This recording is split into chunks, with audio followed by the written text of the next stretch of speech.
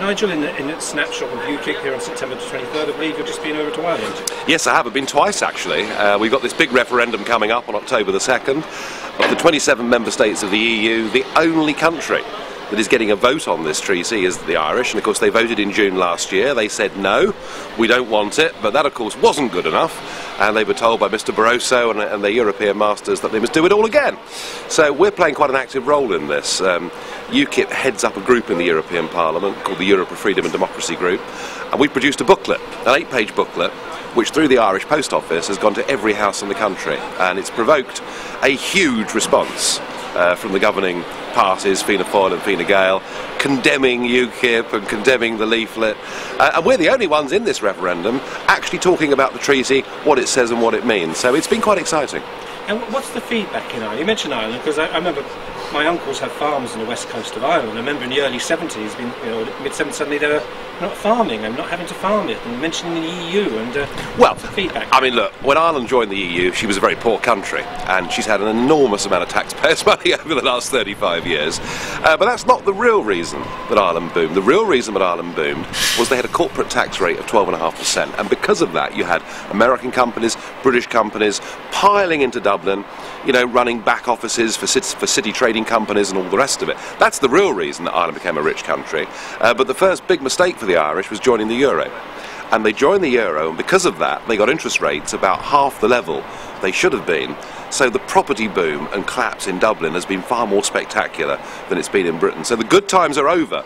And now with the EU expanding, taking in countries like Romania and talking in the future about countries like Turkey joining, it's estimated that the Irish will start having to pay to be in the EU by 2013. So all these things are rather concentrating the mind, shall we say.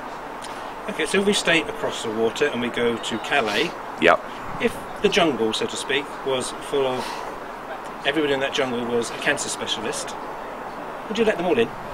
Well, look, you know, the whole point about immigration and asylum policy, and the UKIP point, is you can't actually have your own policy and remain part of a European Union. So there's a big choice facing this country. As far as the jungle itself is concerned, look, you know, if these people are claiming refugee status, then the rules of the game that have been there since 1951 are that you claim refugee status in the first safe country you come to. So by definition, they shouldn't be coming from Calais to Britain. And we get all this talk, well, the British government needs to work with the French government on this. No, the British government needs to stand up to the French government and say, we're not going to accept people claiming refugee status if they come into us from Calais, but we just don't do it. And the fact they broke the camp up yesterday frankly makes no difference at all. And the other big issue is there is this perception, this global perception, that Britain is a great place to come because we're a soft touch. And when you think the last Conservative government back in the 90s and under this Labour government, what we have for illegal immigrants are a never-ending series of amnesties where we say, well, it doesn't actually matter. And, you know, what signal does that send to the rest of the world? So I think we need to say there are going to be no more amnesties. I think we need to say let's take back control over who we want here. And when it comes to cancer specialists and when it comes to entrepreneurs and business people, look, I'm very happy. I want great people to come to Britain. I mean, isn't this the policy upon which Australia's built herself? I can't go to Australia unless I've got something to give. That makes sense for Australia, and it's the kind of thing we should be doing too. So here we are in Stanford-on-Hope in Essex. A lot of hard grassroots work being done here, and they're obviously planning in May the 6th in the council elections to have a full slate of candidates. How do you, and going to the general election, how are you going to convert the great success you've had in Europe into local and UK general election? When people vote for us in the European elections, and boy, we did ever so well in this area just a few months ago, under proportional representation, they know it's not a wasted vote. Under first past the post, the worry is, if I vote for UKIP, are they going to win? Are they strong enough to actually win? And if we do vote for them, will the fact we voted for them let somebody else in that we'd rather not see? And they've been the big problems for us, under first past the post, both at council level and at general election level.